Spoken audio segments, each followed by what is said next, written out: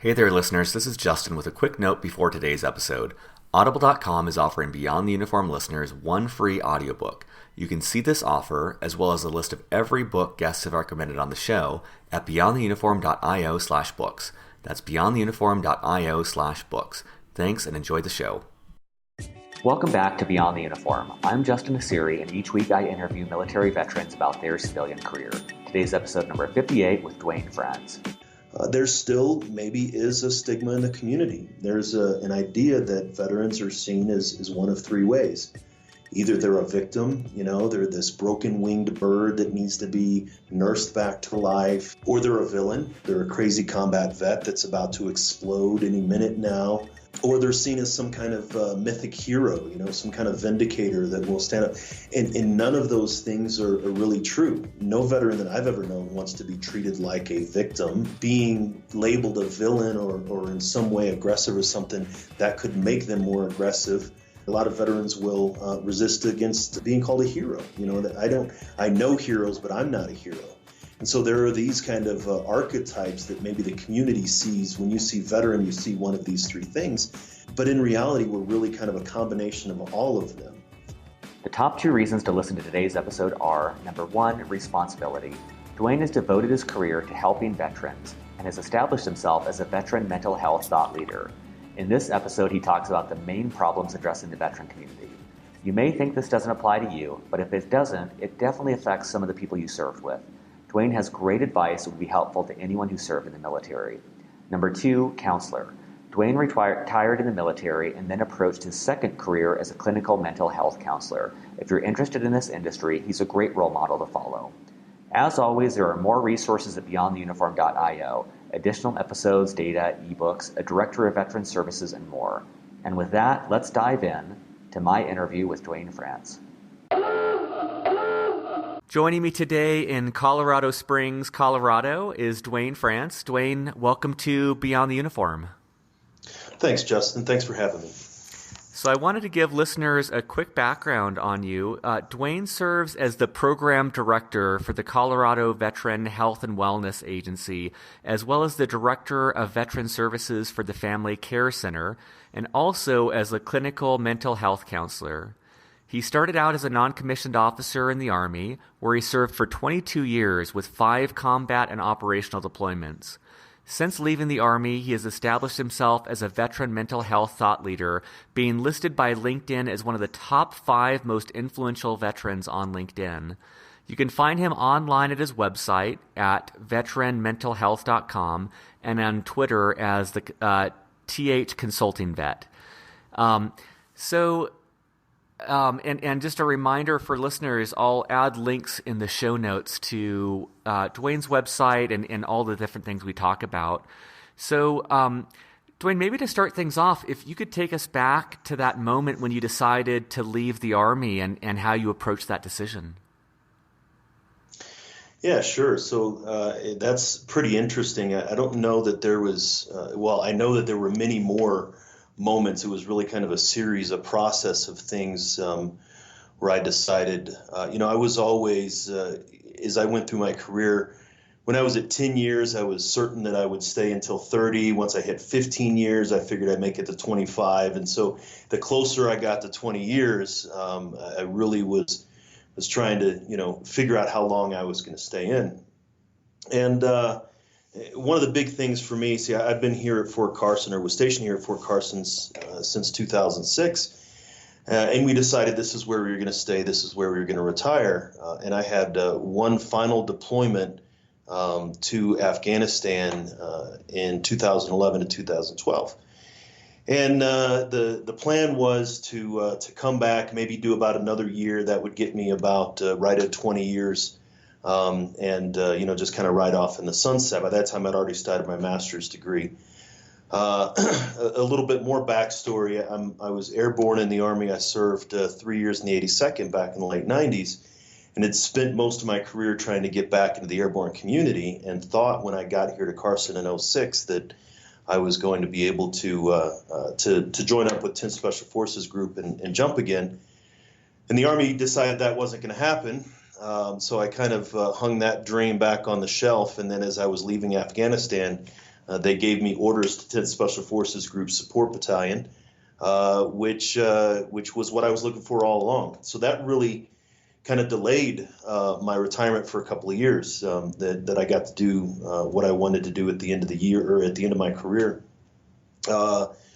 Unfortunately, got hurt on a jump, 2012. Jumping when you're 38 years old is a lot different than jumping when you're like 25.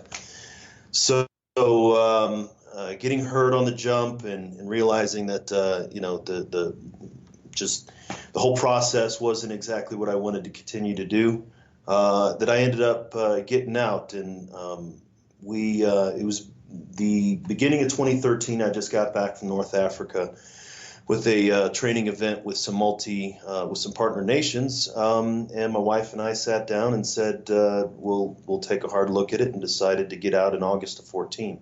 So it was really a long process that kind of got diverged several different places along the path. And what brought you or attracted you to the mental health profession? It sounds like you had started that process by getting your master's degree on active duty. What was it about that profession that drew you in?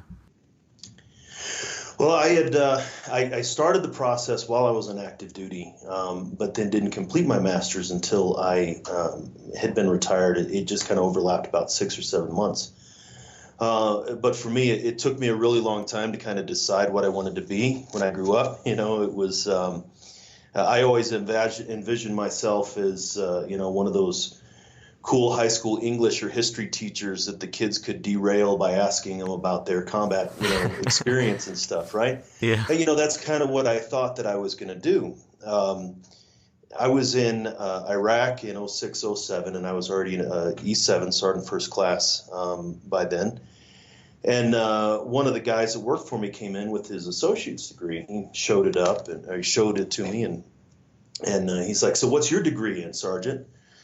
I said, "My degree's in none of your business," because I didn't have one. I was so focused on it, especially, you're focused on deployments, you're focused on training. And I hadn't even really considered at that point what I wanted to do after the military. So with a little bit of his prodding and a little bit of, well, if he can do it, I can do it kind of thing, I started off and I enrolled in an associate's degree. Still at then, mental health wasn't the thing. I was interested in psychology. I'd taken a whack at college before, and one of the only things that interested me was an intro to psych course. So when I called up the education center, I told them, I'd like to get it started in a degree, and whatever degree that has the least amount of math possible, that's the one for me. So that's when, they came and they said there was an associate's in applied counseling and applied psychology. So I started off that way. And then when we got back from that Iraq tour, in about 05, 06 is when they really started focusing on reintegration from the deployments. And there was one, we had like a 3-day reintegration fair, I guess you could call it. A lot of the briefings where they bring in, Mothers Against Drunk Driving and, different resources in the community. And we had, our company was taken to a breakout room that a counselor from our local vet center was there. And she had mentioned that if any of us were interested in the mental health counseling field, that we should look at it as a profession, because there are not enough combat veterans in the mental health counseling field. She herself was a retired major, and that's how the vet centers around the nation are generally staffed with veterans themselves. And so it really kind of was a convergence there that it's like, oh, I'm already on this path, and I started looking more into it. And that's true. It really was something, A, that I was interested in, B, that there was obviously a need for. And you work in a variety of capacities right now. What would you want listeners to know about the different roles and the different capacities in which you work? Well, I am on the staff of a what is considered kind of a large mental health counseling agency, the Family Care Center. And so in one aspect of my role, I'm really kind of in charge of their veterans program. All of our therapists are either veterans themselves like me, or familiar with, like spouses, or we've been working with veterans for a long time. So in that role, I'm really marketing and outreach and things like that. But I also oversee a program that we have for providing counseling to our local veterans court. Through the work that we're doing with the local veterans court, I saw that there was a need to provide no-cost mental health counseling services for veterans that are not in the justice system. So we established a 501c3, and so it's a nonprofit arm of the for-profit agency. We're affiliated, but we're separate entities because it's challenging, especially in the mental health field, to separate fund development and fund acquisition from actual service delivery. And so at the beginning of this year, we started that process. We received a grant. And then so I, in addition to the outreach director for the Family Care Center, I'm the executive director of the nonprofit arm. And for people who might be interested in this sort of work, I always think it's helpful to paint that picture of a day in the life. And while recognizing that no day is typical, I'm just wondering, like, what would an average day look like in terms of what time you get started and what sort of things you do throughout the day? That is, especially in this field, there is no typical day. It really depends on, office hours, when clients can get there and when veterans can come in. I work actually 6 different days a week, some hours here and some hours there, just because, I need to be able to be responsive for when the veterans come in. That's one of the challenges that some veterans have with the Department of Veterans Affairs. It's kind of a 9-to-5 thing. They are doing much better now at establishing after hours type stuff. But it's hard to be that much more flexible. So, Wednesdays is my late day, so I'm in the office seeing veterans until 8 o'clock at night. Saturday mornings, that kind of thing. But typically, that's what it is you come in and I sit down and I work with veterans. We standard counseling session, an hour at a time, and that's pretty much it. It's just the hours are very flexible because you need to be responsive for what the veteran needs.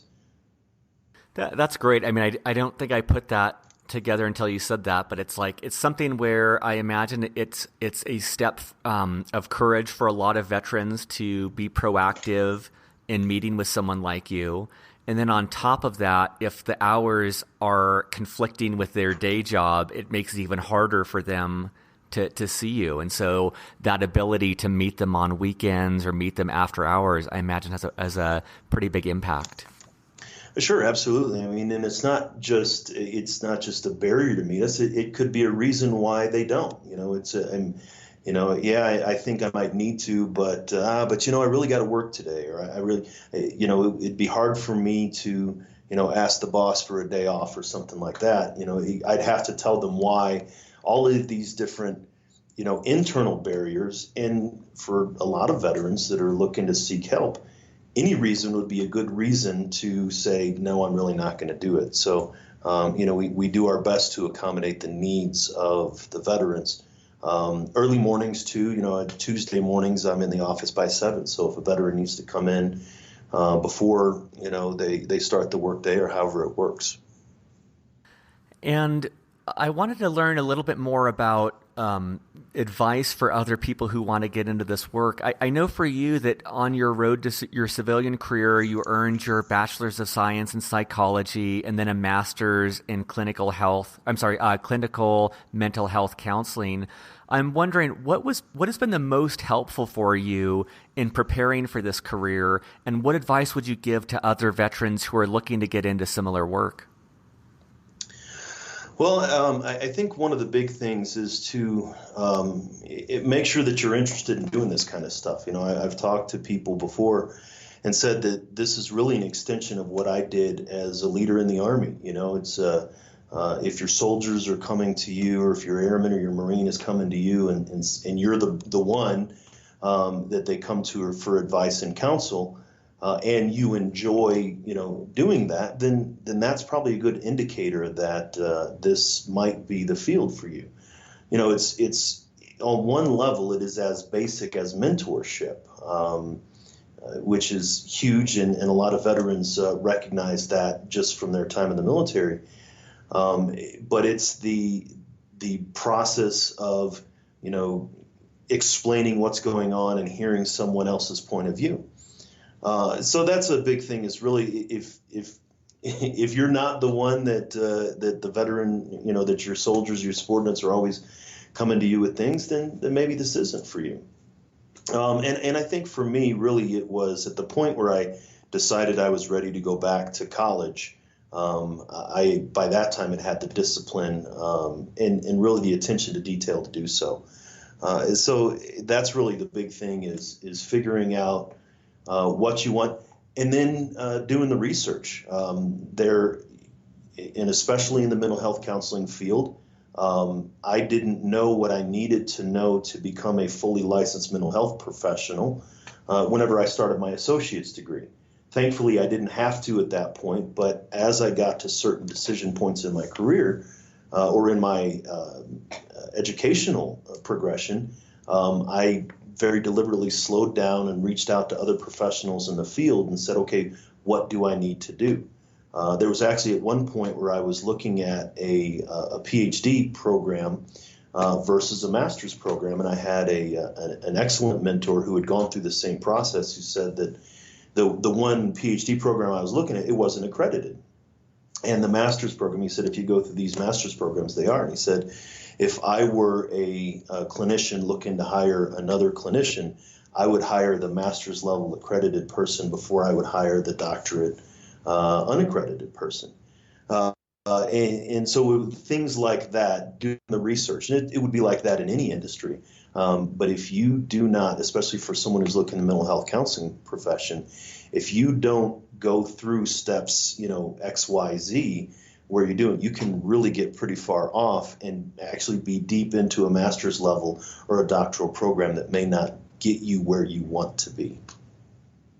Yeah, that's great advice. I can only imagine how frustrating that would have been if you had just invested so much time and energy and changed your life to go after something and then realized it wasn't going to get you where you wanted to go, or there was some little nuance that prevented it from being as helpful as you would want it to be.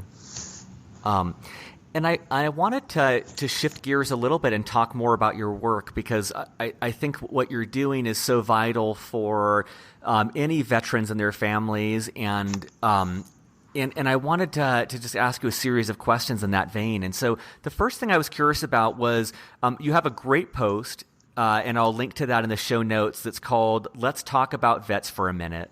And in this, you talk about your firsthand experience with the difficulty veterans often experience expressing their experience in the military to others. And I was wondering if you could share more about that story. Yeah, and that's something that I call, the paradox of the veteran's story. The veteran, when they come back, they face this paradox of I really want people to understand what I went through, and at the same time, I don't want to talk about it at all. And so that happened after that. The story that you're talking about happened after my first Afghanistan deployment in 2009, 2010. During that deployment, I was a platoon sergeant of a security escort platoon. We escorted local, national Afghan vehicles from different bases, and it was the most challenging deployment. It was obviously the most kinetic deployment. We got in quite a few firefights and IEDs, and regrettably lost someone in our company. And so it was a challenging deployment. But also, when I look back at my series of deployments, it was almost kind of the best of times. That deployment, my first Iraq deployment, those veterans or those soldiers, those ones I stay most in contact with. So when we got back, my wife's father was ill, and so we had gone on our block leave, and we'd gone back home to Tennessee. My brother-in-law and I were building a deck for them, for our in-laws, And with how quick things go, literally it had been a week before that I was out on the route. It had been, just less than a month that, between my last firefight, everything was still very fresh in my mind. And, here we were in beautiful, town outside of Knoxville, Tennessee, wonderful summer day. But everybody seemed like, well, there was nothing going on, that they didn't know that literally there was a war going on half a world away. And we had a pretty good replacement, and I had some good rapport with the platoon sergeant and the team that replaced us. And so they kept our schedule. And so I would be sitting there looking at my watch saying, well, I know where they're at right. They'd be leaving the wire right now, or they'd be on the route at this time. And half of my mind would be over there, and then the other half and be, everybody's just standing around, joking and laughing and not really totally oblivious to what was going on. And there were, times where I'd be screaming in my head almost, just, frustrated. Why are you pretending? Why are you not, asking things? So after about 4 or 5 days of this, my brother-in-law, great guy, just a really awesome dude. Finally, at the end of the day, he and I were leaning back and we had a couple beers, and then he asked me, he was like, so what was it like over there? And literally all the way up until that moment, I wanted him to ask so I could tell him. And then at that second, it immediately flipped and I couldn't. I was like, yeah, it was rough. It was just something, I just kind of blew it off. And looking back on that, that's really a lot of what the veterans struggle with. They want people to know what they experienced. They want people to know what happened. And then at the same time, when people actually want to hear that, the veteran has a very hard time explaining that or expressing that. So it's really kind of getting over that first initial hesitance and going with the first instinct that helps veterans kind of move forward with telling the story. It's just so interesting because it sounds like, what you're saying is exactly what the veteran needs, precisely what they need of being able to express that and have connection through that story is also, it turns out to be one of the more difficult things for them and something they don't know how to do. And I'm just wondering, what advice do you have for veterans in getting past that, of taking that first step, or of becoming more comfortable in those situations? Well, I think one of the biggest things is to be aware that it's, the unknown is not as bad as you think it's going to be. And it's just a matter of stepping out and doing it, just really getting over that. We call it breaking the seal, like breaking the seal on the bottle or breaking the seal on your gas mask. It may be something that is frightening or is overwhelming, or you don't know about it, but just to do it. I spent, the Army has a really great behavioral modification technique called airborne school, and they spend, a week just getting you to go over and over, jumping off of small walls and jumping out of towers. Then finally in the third week that you jump out of the airplanes, because and it's something that you do that's so automatic that you don't think about it. And so that's really the big thing, is if there is a challenge, if there is something, a barrier that you're experiencing, just push through it. We've done that in our military careers before, and it wasn't as bad as we thought. And in this way, the hesitation is actually potentially more harmful than actually going through the action would ever be. That's great. And in another post, you talk about how, and I'm quoting, the numerous difficulties that some veterans experience, including unemployment, homelessness, and transitioning difficulties, are all related to their mental health in some form or fashion. And I was wondering, what stands in the way of veterans realizing this, that this single thing poses so many problems throughout the veteran community? Well, I think that, the veterans' mindset, the way that they think about and see the world, is the basis of everything else.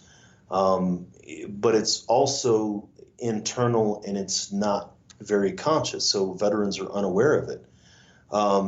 It's, you know, the housing needs, the employment needs, the transition needs, the school needs, all of these things are things that kind of external stuff that I need to accomplish, that I need to focus externally, and that's where I'm looking. But I'm not taking the time to sit back and consider exactly, what's going on with, I call it the headspace and timing, or my mindset, what's happening there.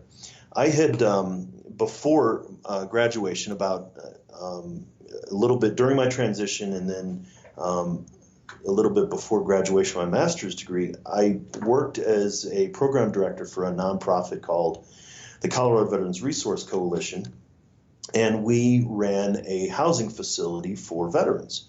And these were veterans working with the Department of Veterans Affairs, and we were contract with the VA to provide housing for homeless veterans.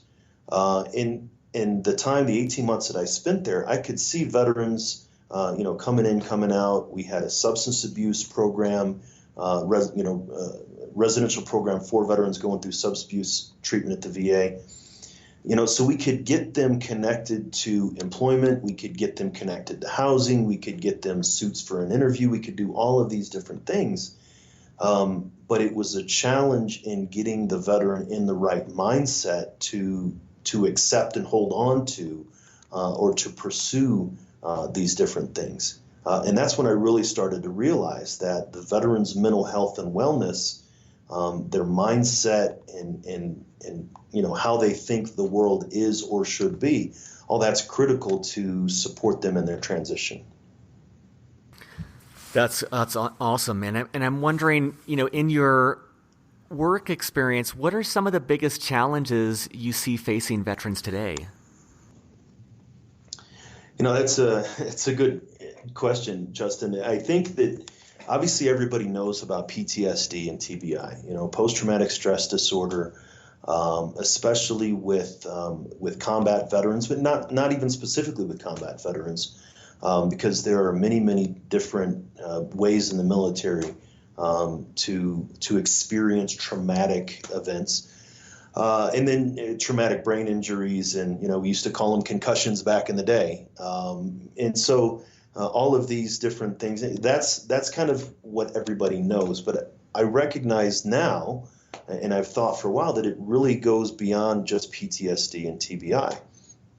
So there's really three things, I think, and I'd like to maybe go through a little bit of each of them, and if you have any questions about that. But the first one is called moral injury. So if you think about PTSD as an injury of the behavior, it is much more complicated than the way I'm about to say it, but boiled down, it is a kind of a Pavlovian response. A loud noise reminds, a roadside bomb or mortars or even gunfire. And then when I get home, something that reminds me of that triggers the same behavioral or physiological response that I responded to then. So just like the ring the bell, the dog salivates. So PTSD can be considered an injury of the behavior. TBI is a physical injury of the brain, actually injury to the brain.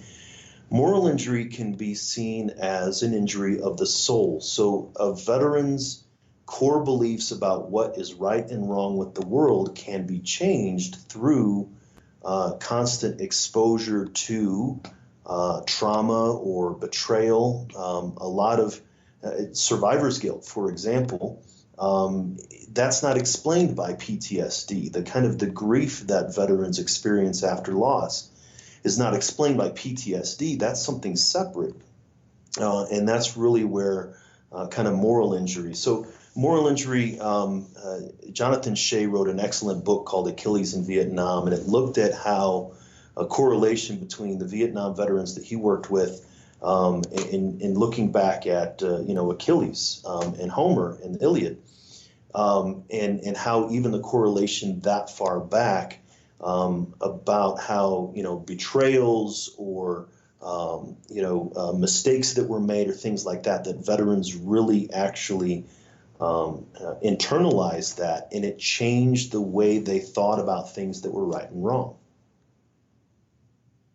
It's I think this is really fascinating. It's something I've looked at a lot myself, is this concept, which I think is very powerful, of limiting beliefs or limiting core beliefs or limiting core beliefs. And, correct me if I'm misrepresenting this, but it's this sense that for everyone, things happen in our life, in our childhood, in our upbringing, in our service, and our mind is incredible. Our brain wants to protect us, and so it creates a view and a response. And over the years, hundreds of thousands of times, we reinforce this belief to the point that it is automatic. And it's automatic in a way that doesn't even serve us. Like something that made sense when we were in the service that doesn't make sense anymore, we still respond in the same way.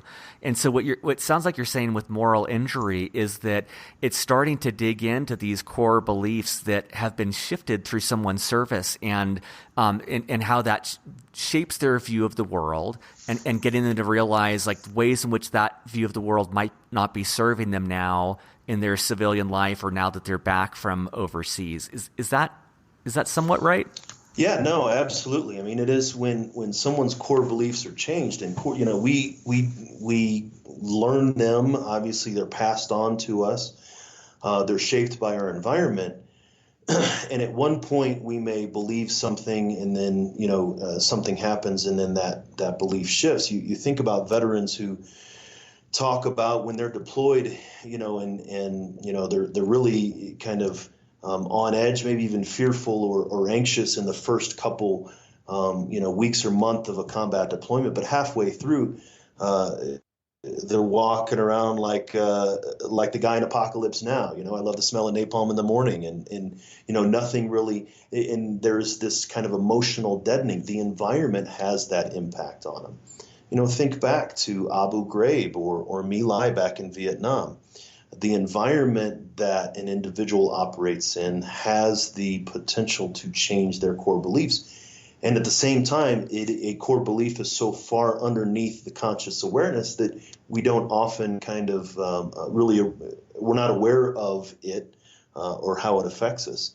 I often say that a lot of veterans, when they're deployed, or even in the military, anger and aggression is a positive thing.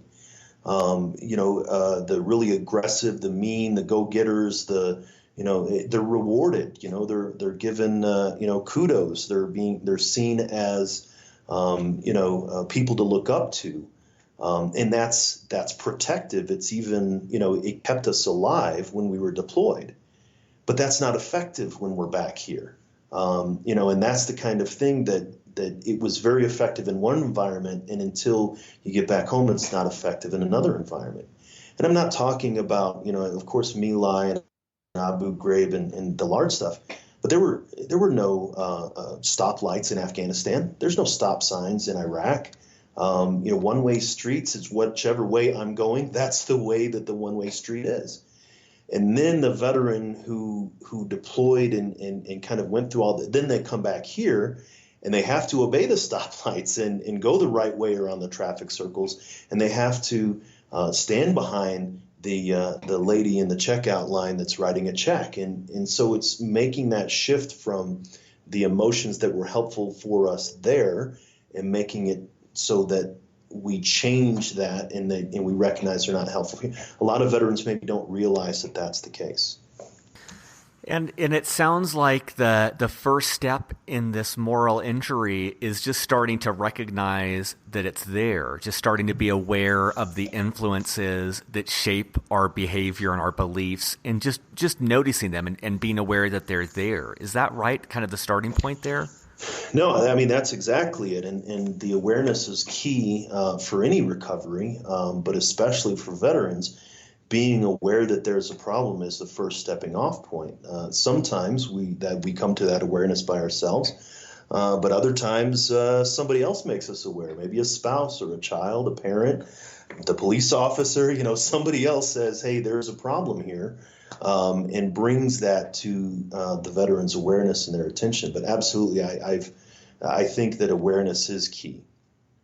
And that's really, I'm sorry, go ahead. Oh, I was going to say, I mean, I know that there's I think two other tenets that you want to go through, but one thing I just want to address, and I'm not even sure how to phrase this, but so I believe very, very deeply in what you're talking about and doing, and I just noticed that there's part of me when you're saying this part from the Naval Academy, this part from the military, that is, it's so easy to dismiss what you're saying and to think like, tough it out, or, oh, whatever, or, oh, this is just some, there's a part from my military background that becomes very easy to dismiss what you're saying and push and kind of trying to convince myself like, oh, just push through, or, oh, that's for people who are weak, or things like that. And I imagine you must get this a lot. I'm wondering, what do you say to someone listening where they might think like, oh, this doesn't apply to me, or this is the soft side of stuff that I don't need? Well, the first thing I'll do is I'll say you're absolutely right in recognizing where it came from. I spent 3 years stationed at Fort Meade and went down to Annapolis a couple times. So I'm definitely not as familiar with the Naval Academy as you are. Beautiful place, wonderful, but the military academies have a very rigid, we're here in Colorado Springs with the Air Force Academy and West Point as well. They have a very structured way, not that they, it's brainwashing, but there is the warrior ethos and that is developed in you. And so I'd say, yes, absolutely, you are recognizing that that's the case. The point that I make is just because that was the case then does not need to be the case now. Recognizing that it is a barrier. And then I say, well, is that going to help you? Is thinking that, oh, this is just for weak people and things like that. Okay, fine. You can continue to go on thinking that way, or thinking that this is going to happen. And then maybe sometime down the line, something more catastrophic may happen. I mean, it's almost like ignoring the check engine light.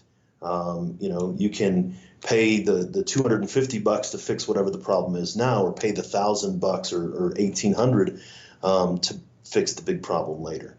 Oh, I love that. And I love what you said, that just because it was the case then does not mean it's the case now. And I think one thing that I've realized later in life is that it's not always good or bad, black or white, right or wrong. And one of the things that jumps out as you're saying this is it's recognizing the good and bad of our training and saying like, look, the good aspect of this military training is I have been able to push through incredible things in my life. I've been able to dig deep and power through circumstances.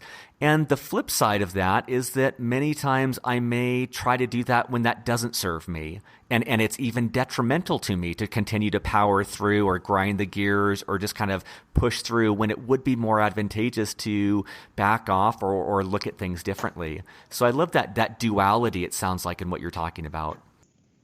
Right. I mean, there is that balance. I think that there is a point, especially for veterans as they're going through their military career, where they're not aware of their capacity to be able to handle, whatever's put in front of them. You think, especially for enlisted soldiers, basic training, or for you guys, Hell Week or Beast Barracks or plebe year, or whatever it is, but that very first intense introduction, that a lot of people, some people don't make it through, but you get beyond that and you're like, wow, I had more in me than I thought. And so the military stretches you and grows your capacity. But then, yes, there is a point where maybe sometimes you think that you have greater capacity than you actually do. I experienced that myself. I told you I got hurt on a jump in 2012. When I left Bragg in 99, I was jumping, every other week. I jumped something like 16 times in 6 months. I was just, jumping out of airplanes every chance I could get. But then at the end of my career, I wasn't 25 anymore. I was, a little bit heavier, a little bit older, and all this other stuff. And I couldn't recover quite as quickly. And I still jumped twice after I hurt myself on that jump in 2012 because I did not recognize what my limits were. And that's a very physical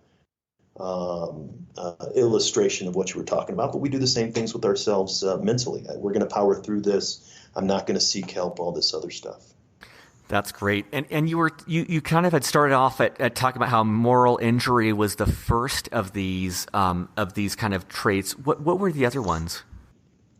So another thing that veterans are really find themselves challenged with is it's learned helplessness. And so learned helplessness came out of Martin Seligman and he's the University of Pennsylvania, has the concept of learned helplessness, and it's the idea of if an individual is in a situation where it's so unbearable that they can't escape out of it, that it really takes them to a place of depression. A lot of the early experiments were done on dogs, and Dr. Seligman really, talks very closely about his struggle with that piece. But it's the idea of dogs who found that they were unwilling or unable to escape an inescapable shock, that they just laid there and they just, they took it. And it goes back, you think, a Springsteen song, Born in the USA, kick like a dog that's been beat too much. And, and it's that kind of thing that veterans will experience if they get out of the service and they think that there's nothing that I can do to change this situation. If there's literally nothing I can do. I can't get a job because nobody's hiring. I can't get out of this relationship. I can't do this. I can't do that. And if they find themselves in that really stuck place, then it's more likely they're going to stay there.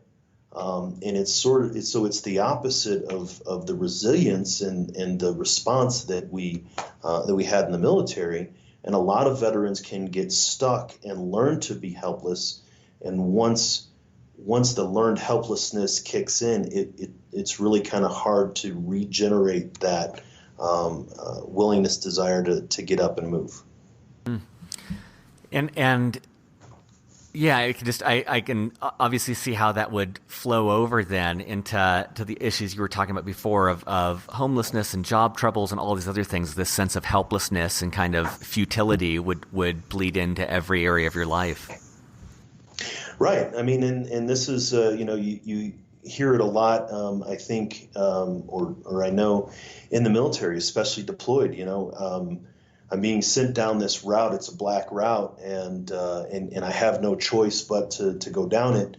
Well, we might as well we're going to get hit again. We might as well just do it. I mean, and it just becomes this kind of, like you said, an exercise in futility. Nothing I can do will remove this aversive condition from my life, and so I might as well just not even try. And then that starts to bleed over into kind of how the veteran sees the world. If there's no point, then I might as well not even fight. Once we start to accept that as truth, then that becomes our truth. If we deny that and create something else as our truth, then we can actually get out of that pit. And so we've got moral injury, learned helplessness. What was the other challenge?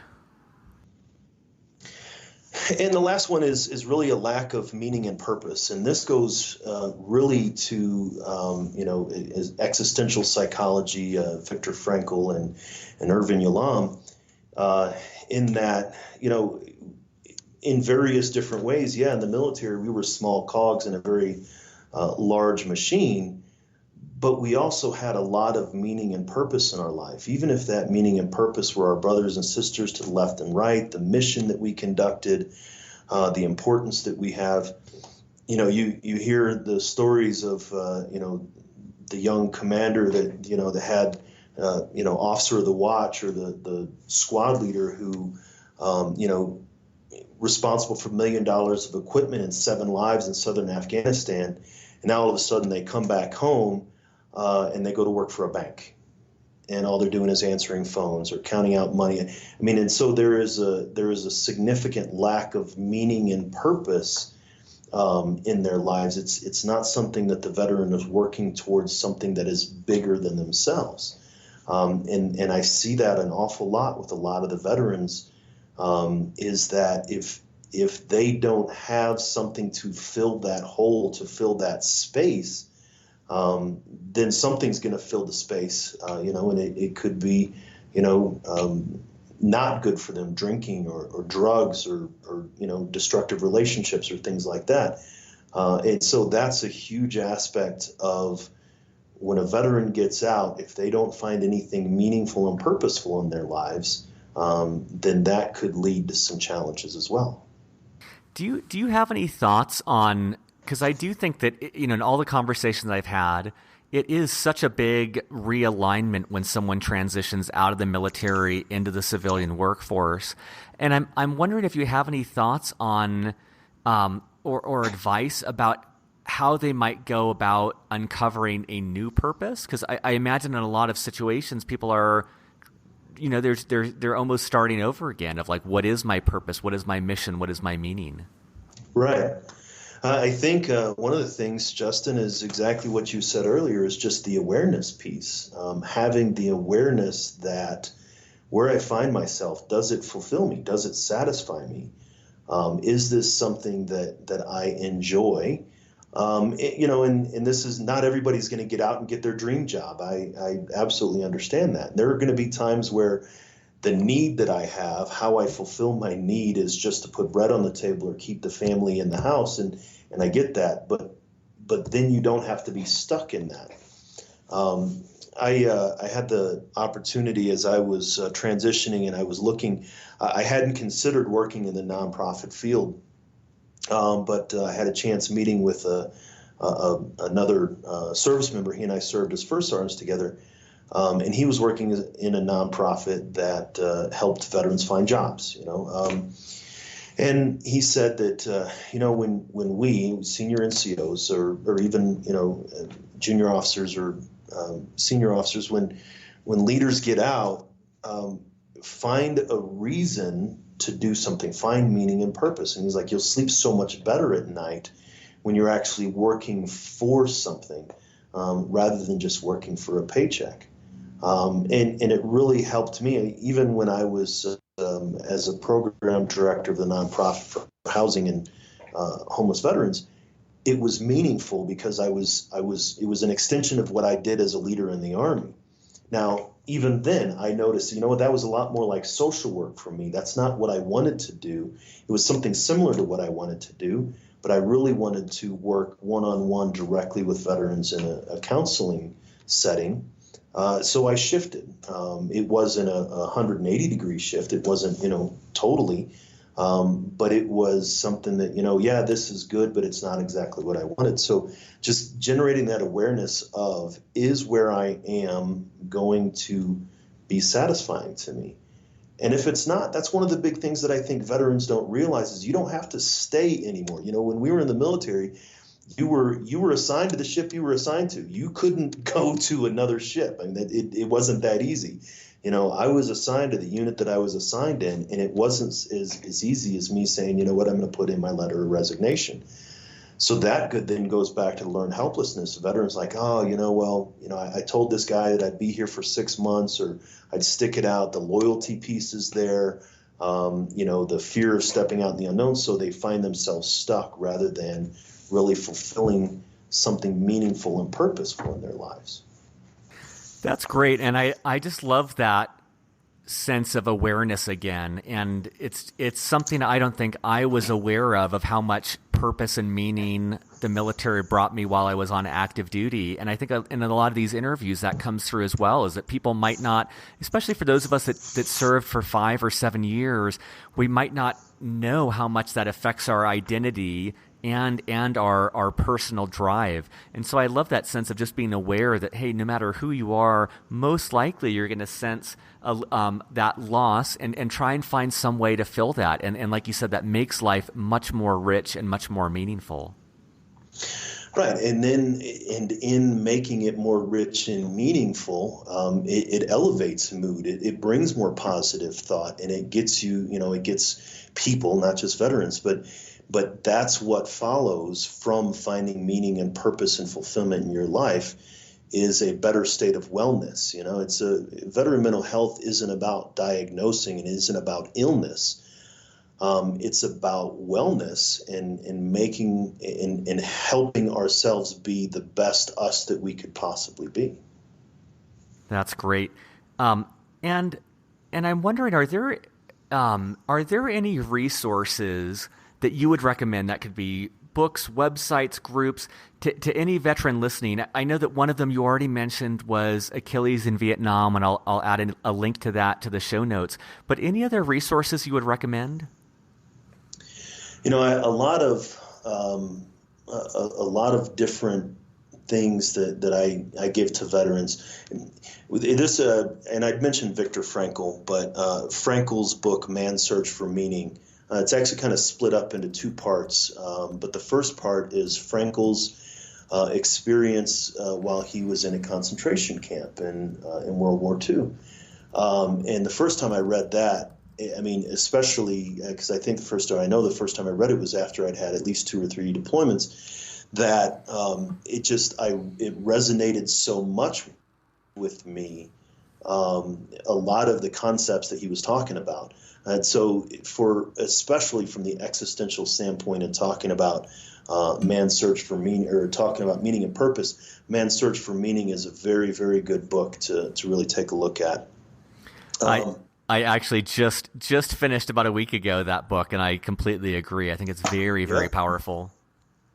And, I like it for the second half to talk about logotherapy. That's, it's really talking about the technical aspects of Frankl's concept of logotherapy. But even just the first half of the book, I mean, there's excerpts of that book that I've taken with groups of veterans and really been able to help them understand just what that lack of a sense of meaning and purpose is.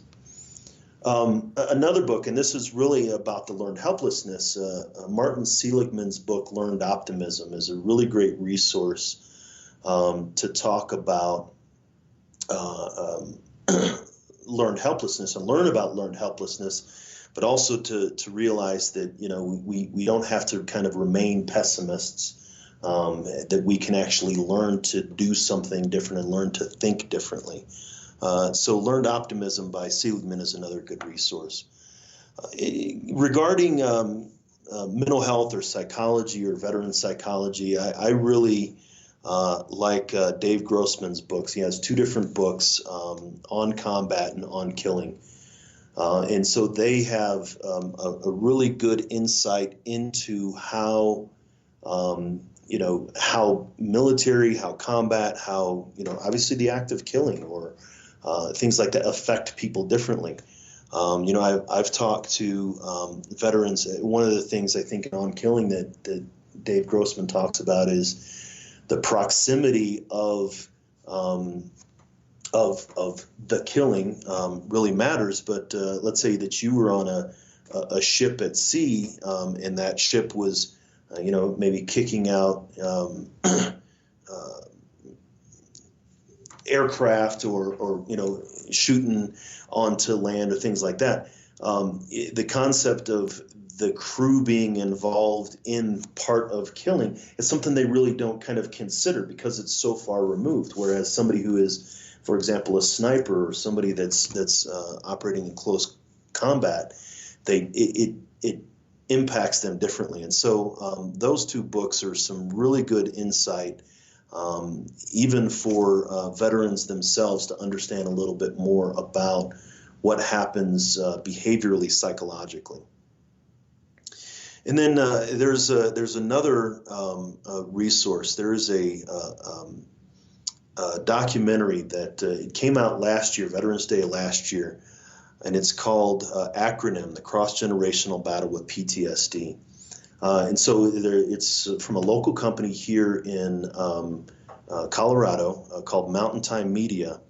And the director, Stephen Tubbs, he's a journalist, but he spent some time in Afghanistan, I believe, but he was embedded as a reporter, and the stuff that he saw, he realized that this was a very important message. And so the movie, it doesn't just look at PTSD from a post 9/11 standpoint. PTSD wasn't even identified as a diagnosable condition until 80, I think, 80 or 81.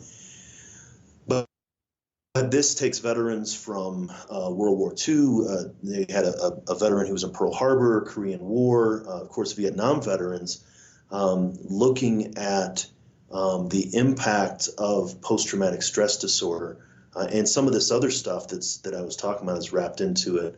But also takes a look at maybe some of the alternative therapies, not just standard, talk therapy, but also some of the alternative therapies that are available for veterans. And the thing I really like about the documentary is it actually brings in mental health professionals and says, okay, so there is a standard known quantity method of mental health counseling that can support you.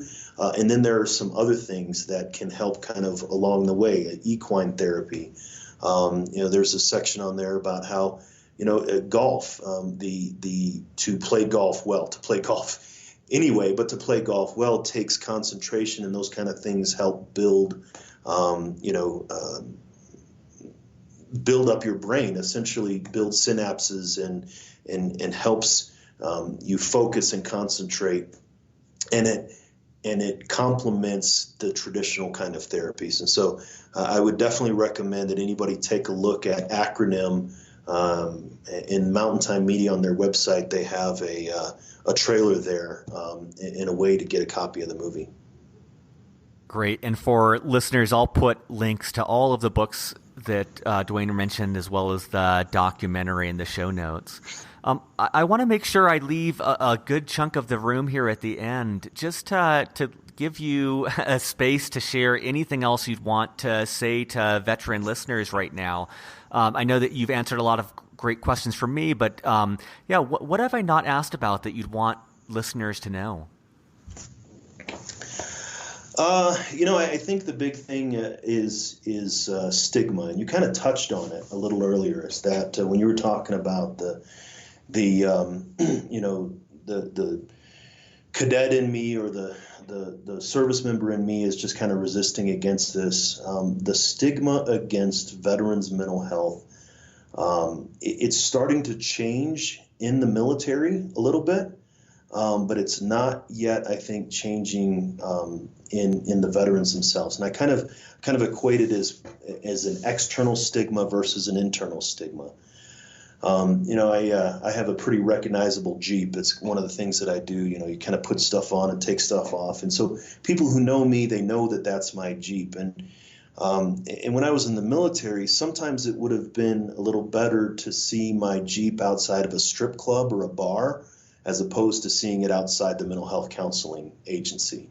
That was really he's the, and that there was actually a GAO study that came out earlier this year that indicate that kind of is a little alive and well, but that's also starting to change. A lot of the senior leaders are saying, look, after this long, I'm needing to get help. Other people need to get help. So there is a shift in that kind of external stigma in the military, but there is still a resistance inside the veteran to, even though I have all of the symptoms for PTSD, don't tell me I have PTSD, because that's just another label. It will threaten my security clearance, or it will threaten my, whatever, just all of these preconceived notions that barriers put inside, the veterans put inside themselves. There still maybe is a stigma in the community. There's an idea that veterans are seen as one of three ways. Either they're a victim, they're this broken-winged bird that needs to be nursed back to life, oh, you poor baby, all this, or they're a villain, they're a crazy combat vet that's about to explode any minute now, or they're seen as some kind of mythic hero, some kind of vindicator that will stand up. And none of those things are really true. No veteran that I've ever known wants to be treated like a victim. Don't They'll resist that. They'll being labeled a villain or in some way aggressive or something that could make them more aggressive. And a lot of villains or a lot of veterans will resist against being called a hero. I know heroes, but I'm not a hero. And so there are these kind of archetypes that maybe the community sees. When you see veteran, you see one of these three things. But in reality, we're really kind of a combination of all of them. And so that's really as far as the stigma. But then there's a stigma against therapy and mental health itself. Just the idea they think it's, somebody sitting on the floor burning incense cross-legged with beach scenes on the wall or something like that. And those ideas that veterans have in their mind that, they're just going to want me to lay on a couch and talk about my mother. That's not necessarily true. So it's really kind of, understanding that all of these different stigmas exist, and if we buy into them, then they're more of a barrier for us to get help. That's great. And I, personally, I'm a huge advocate of whatever avenue it takes, whether it's therapy, whether it's coaching, leadership coaching, executive coaching. The way that I look at this is that if you're training for the Olympics, no one does that alone. And you have someone there who's pushing you, challenging you, pointing out things that you might not see yourself. And it's no different on our mental and emotional front. And so, I'm just a big fan and advocate of the work that you're doing. And like you said, I think it's tremendously needed for the veteran community. I think it's needed for people in general, not just veterans. But I think it's great to hear that you are doing work to reverse the parts of that stigma that still remain. Yeah, and I think that's the thing. You have it exactly right. It's not a matter of fixing what's broken. It's making something that's less functional more functional, making something that is problematic in your life to become better. I tell guys all the time that awareness piece. If you're living in a bus in the woods like Gary Busey and Black Sheep, as long as you know why you're doing it, you're not hurting yourself and you're not hurting anybody else, and you're not violating any laws, then fine. As long as you know why you're doing it. But if you find yourself living in the woods and you don't know why you're doing it, and people have to call and describe what vehicle they're in and how many people are there before they come over, then that's a challenge. That's not you living to your fullest potential. So the awareness piece and understanding why is really a big takeaway for me. And I love that phrase you had of you living to your full potential. And I think that that's what a lot of this is about, is just constant growth and constant just living to your full potential and finding things that keep us from doing that, or ways that we could be better and more efficient and just smarter about the way that we do things. Yeah, absolutely. Well, thank you very much. I know we're running up on the end of our time here together, but I appreciate not just your joining today and sharing more about your work, but also just the work that you're doing to help veterans. And for listeners, I'll add on the show notes, I'll speak with Duane afterwards and get some of his favorite or more popular articles and link there as well, and would encourage you to check out his work at veteranmentalhealth.com, where you can read a lot about his work and his experience. So thank you very much, Duane. Okay, thank you, Justin. It was great. Surface.